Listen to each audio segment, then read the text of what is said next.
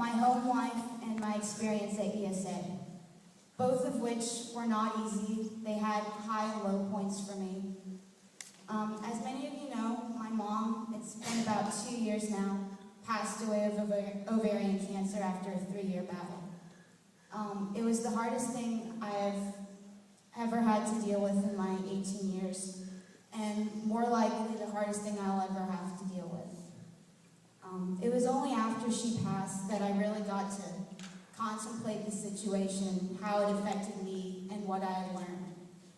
But when writing this chapel, I didn't want my mom's death or my mom's illness to be the focus, because that's not the type of person she was.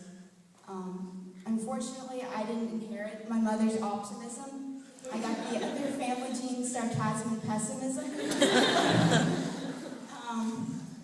She always wanted to think of the best things in this world, the happy things, and tried to focus more on that than necessarily the sad things.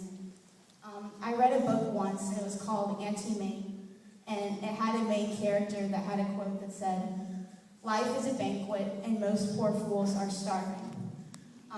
That was my mom's philosophy to a T. She understood something all along that I'm only now beginning to understand. My character flaw was I could always stand up for other people, but when it came up for standing up for myself, it's often where I fell short.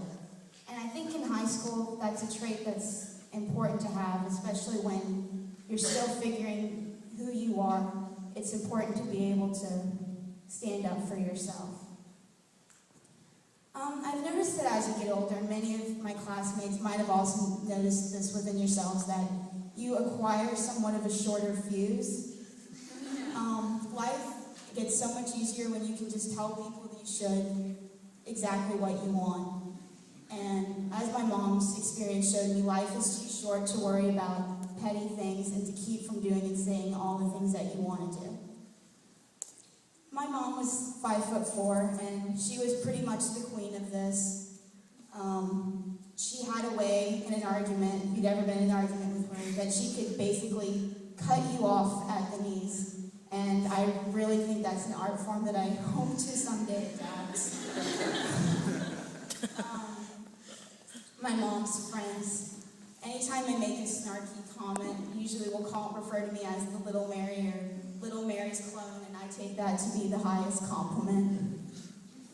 Some background information on my family. I was an only child, so I primarily grew up around adults. And the results, I like to say, made me into a little bit of an old person. But more than likely, I was born that way. I always had a good relationship with my parents. I liked hanging out with them. And I know, unfortunately, that's not the case for everyone. I actually had lived a few other places before I came here. I lived in Alabama, Georgia, North Carolina, and California.